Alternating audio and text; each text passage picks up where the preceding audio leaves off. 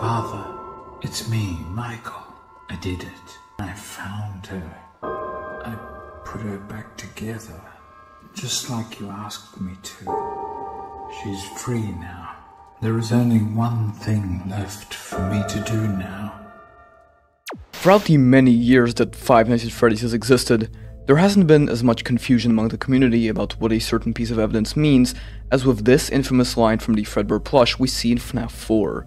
I will put you back together. This line, spoken to the crying child at the end of FNAF 4's 6th night, might seem straightforward enough. It's a promise from a father to his dying child, a promise to bring him back in some way. But it's really not that simple, because these 6 words hold the key to understanding how possession works in the Five Nights at Freddy's universe and what actually happened to the crying child after his death. Admittedly, this phrase, and the minigame we find it in, has lots of different interpretations from many different theorists, and as you watch this video, I want you to remember that this too is just a theory, and since this theory is about FNAF, practically nothing that I'll be talking about is actually confirmed. However, I think the evidence I'll bring up in this theory is very strong and helps figure out what this mysterious dialogue is all about. The phrase, I will put you back together, is often attributed to the crying child or the bite victim. But it's not only the crying child who needs to be put back together. In fact, there's another soul. But we'll get there. And trust me, when we do get there, everything will snap into place. So get ready,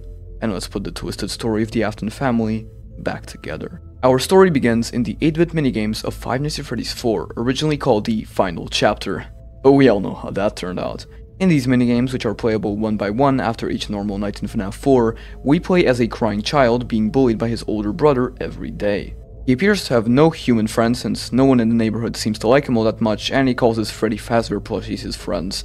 But despite that last fact, he's absolutely terrified of the animatronics made by Fazbear Entertainment, and his brother knows that. On the child's birthday party, through a prank gone wrong, the crying child ends up in the mouth of the Fredbear animatronic and then bites down on the kid, killing him. But I'm sure we all know what those minigames are all about. It's what happens after this incident, the bite of 83, where things get interesting.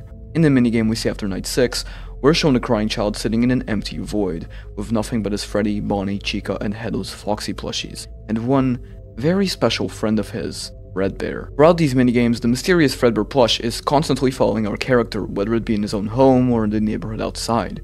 Even while he's in Fredbear's family diner, the crying child hears Fredbear's voice. We won't get into the plush's identity since I've already done that in the past, but instead, we'll discuss the dialogue Fredbear has on the night 6 minigame I brought up earlier. Continuing, Fredbear tells the crying child that he's broken, he's still his friend. Finally, he makes a promise, seconds before the fated flatline. I will put you back together. Even though there was still night 7 in the box after that night, this was, in a way, the end of Crying Child's story. This promise, made by an unknown voice, was already disconnected from the tale FNAF 4 was trying to tell. This was an epilogue of sorts, a continuation that happens in the middle of nowhere, the void that is Crying Child's mind after the bite. So let's start with the basics. Who is this child? What is the voice? And how does this all connect to possession in the spirit world of Five Nights at Freddy's? Let's find out. To start off, I think I need to make it pretty clear that these 6 core minigames are about a member of the Afton family, because as I believe most of you watching this video will agree on, this crying child is the son of William Afton, and his bullying older brother is Michael Afton. Michael accidentally killing his brother explains his motivations to work at FNAF 1 and any other locations he might have spent 5 nights at to try and free his brother's soul to atone. We know through Into the Pit that the Foxy mask from FNAF 4 and the exotic butters Mike receives in sister location are linked, as they appear next to each other in the vending machine. In Midnight Motorist, the 2 people in the house are related to William Afton, and one of them could be the crying child. As well as that, we came to this conclusion when sister location came out. There hasn't been any course correction since then, no evidence against it, just more proof. Scott is known for correcting previous mistakes or misinterpretations made by the community as the games go on. This is made clear with how he debunked the Michael is Springtrap theory in FNAF 6, or the 2 killers theory from FNAF 2 in future installments. Anyway, if the crying child is truly an Afton and the Foxy bro is Michael, it makes sense to assume that the voice speaking to him at the end of night 6 is William Afton. In sister location, in the fake ending night where he face off against Ennard, you can see the Fredbear plush with what appears to be a device of some kind next to it. The Ultimate Guide implies this is a remote control of some sort, but to be completely honest, that book and the evidence it provides is shaky. So, what is this promise? Why is William Afton telling the crying child that he's broken and that he needs to be fixed on his deathbed? Well, to answer that question, we'll need to pull a classic Scott Cawthon move and look to the next mainline FNAF game, Five Nights at Freddy's sister location. This game's story is deeply intertwined with FNAF 4. Aside from the direct links to the locations in that game through the maps and cameras seen during gameplay and the plush I brought up earlier, the narrative themes and parallels are also very clear.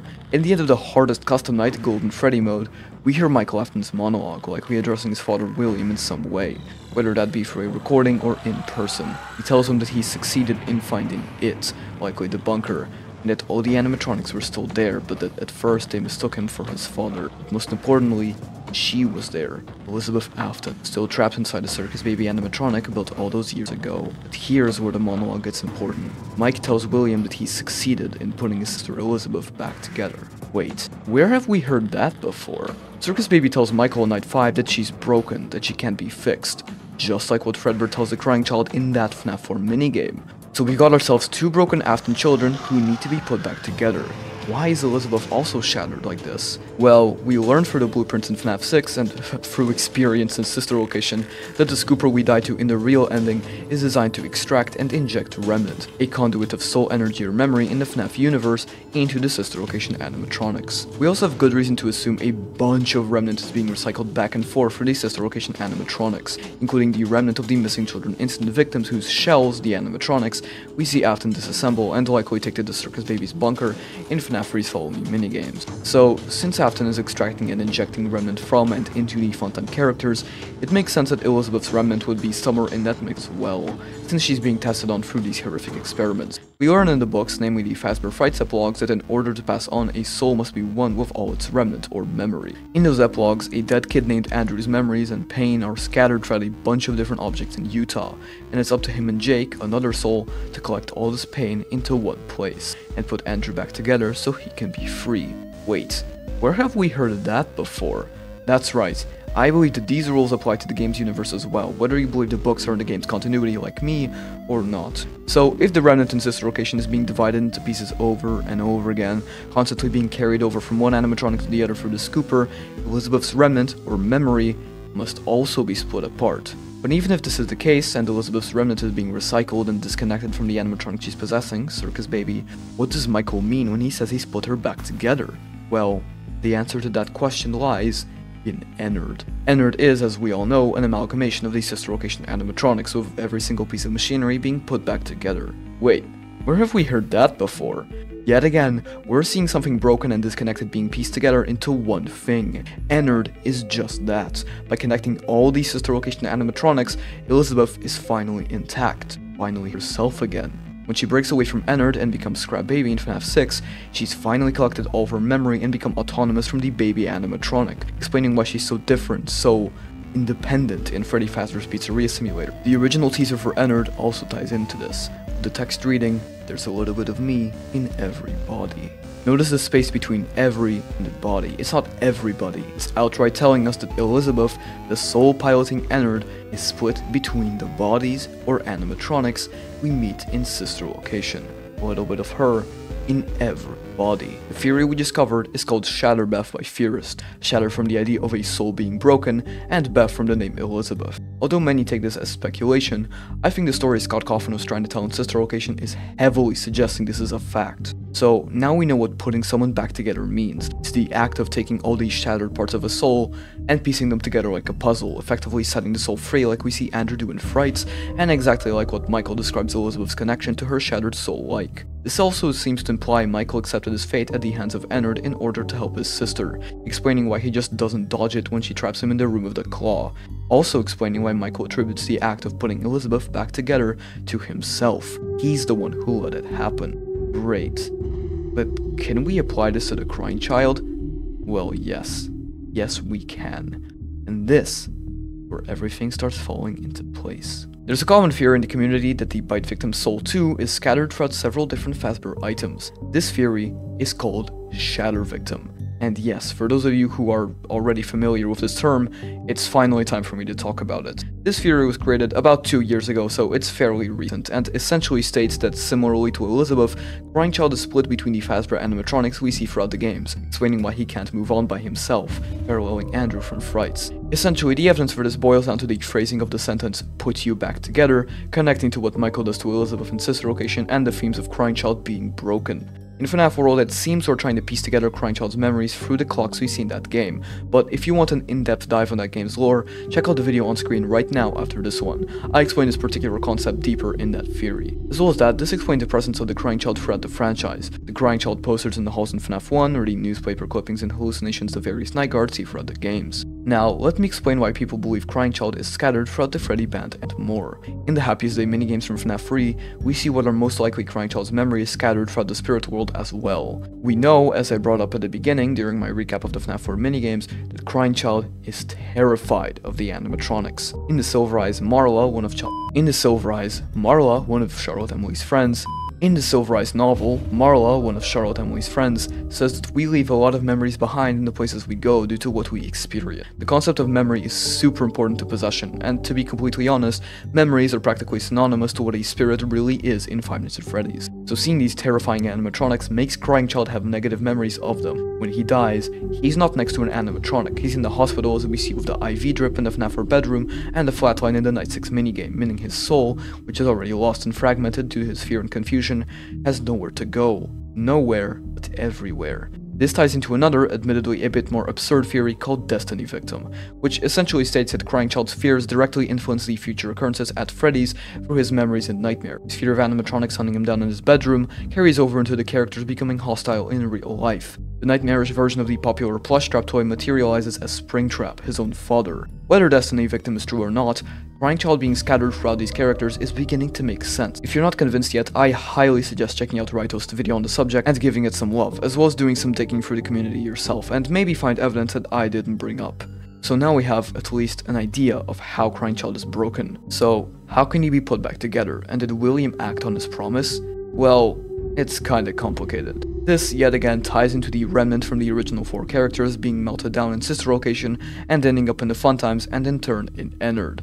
If all the animatronics Bite Victim is in are put into one, then he can technically be free, right? Well, not really. Unlike Elizabeth, who's confined to the objects and machines in Sister Location, Crying Child is everywhere. In the posters, the monitors, even the FNAF 1 building itself. There's only one way for him to truly be free. If someone were to collect every single piece of Fazbear merch and memorabilia in one place, and then burn it down, since we know Remnant is cleansed through fire. Oh wait, someone did do that. Fazbear's Fright is the perfect setup for Crying Child to be free. All the memorabilia is there, all except for one big, wiry, tangly, remnant-filled thing, Molten Freddy. In FNAF 6, Molten Freddy has several voice lines that seem to imply he's part of the Afton family in some way. One big happy family, together again. So even though certain parts of the Crying Child are free because of the fired Fazbear's Fright, the core part of him, the stuff in Molten Freddy, still isn't gone and wants to be together again, joining the big happy family in FNAF 6. Scraptrap, the father, Elizabeth, the sister, and of course the brothers, Michael and Crying Child, the guard, and Molten Freddy. And at long last, when the building burns down on Saturday, Crying Child is together. Finally, he can pass on and be free. So now we've gone over the 2 shattered Afton siblings, Elizabeth and Crying Child. There's only one thing left for us to do now, to discover if William actually wanted to fulfill his promise, or if it was all a lie. Well, I'm inclined to say that with what we learned today, William's vow was a scam. This is why I discredit him ever caring about his kids, or Gregory from Security Breach being a robot. William's goal wasn't to put Crying Child back together in the literal sense by rebuilding him as an animatronic. Instead, he wanted to piece him together to analyze him, to learn how possession worked. Just another tool, another experiment, another victim. Instead, it was Michael who did all the things William didn't care enough to do. It was Michael who sacrificed his life and his future to save Elizabeth. It was Michael who spent night after night defending himself from the Freddy gang in order to try and save his brother. It was Michael who let himself burn in the hopes that everything would be alright. William never cared for anyone in his life, only himself. It was always his son who did the dirty heroic work for him. Simply said, William Afton was a coward, hiding behind his machines to hide the truth about himself to others. The fact that he was an irredeemable monster. But enough poetry. I plan to tackle William Afton and why I believe he doesn't care about his children in a future video, but for now, let's get into our final subject. If Crying Child is really broken, and what our discoveries today mean for the franchise. To start, I think that the line, "I will put you back together," seems to at least strongly imply that something happened to the Crying Child which led to his soul being lost or shattered as we discussed earlier. However, can we be sure this is the case? While there's evidence for the erratic behavior of the animatronics in the week before and how they react to Crying Child's memories, isn't it much simpler to believe Crying Child either goes into Fredbear or no one at all? Well, I think it's a bit more complex than that. Crying Child doesn't die anywhere close to Fredbear, meaning him possessing that animatronic is unlikely at best, and him not going anywhere feels a bit strange, unless his only purpose was to be a plot device to drive forward Michael's story. Because of this, I think it's much more likely Crying Child's soul was shattered, leaving fragments of his memories scattered throughout the Freddy's locations and animatronics, including Golden Freddy, which is where his spirit makes itself known the most. This, together with the evidence about the phrase from Sister location, makes me pretty sure that "I will put you back together" refers to Crying Child's soul being shattered and not William wanting to rebuild him as a robot. I believe that William never really cared about his kids, as we see in the 4th closet, which becomes obvious with how he neglected Elizabeth. He didn't tell her not to go next to Circus Baby because he didn't want her hurt, but because he didn't want to risk a liability, something that would close down his first child kidnapping location. He also neglected and outright tried to kill his other son Michael, both directly and indirectly. If that doesn't scream not a caring father, I don't know what does. I think the same logic applies to Crying Child. William doesn't care about him either. His promise was just a bunch of empty words, meaning nothing. Michael was the only one who really cared. So yeah, take this video as evidence for both Shatterbeth and Shatter Victim, or a definitive debunk of Gregbot if you will. Sorry Game Theory, even though I don't fully understand why you still stand by that theory. Or many others. So, in conclusion, the souls of both Crying Child and Elizabeth are shattered in some way, and it's the information we get from Sister location that allows us to determine why Crying Child is shattered and how. That's it. My analysis of the infamous, unsolvable, until today, phrase that made everyone believe Gregory was a robotic version of the Crying Child for about 3 months. William Afton's parting, careless words to his son, Dave. Wait, oh yeah, I can call him Dave now. Bit weird calling him Crying Child for the past year or so. Well, sure, let's go with it. Thanks for watching. If you enjoyed this theory, or even if you didn't, please consider liking and subscribing as it helps out a ton. And I'm aiming to hit 2,500 subscribers before the end of the year, so please consider doing that. But most importantly, comment your opinion as I read every comment you folks leave under every video, even if I don't interact with it. But as always friends, remember, keep on theorizing and never stop overthinking. This has been Woodward Circle, the Midnight Theorist.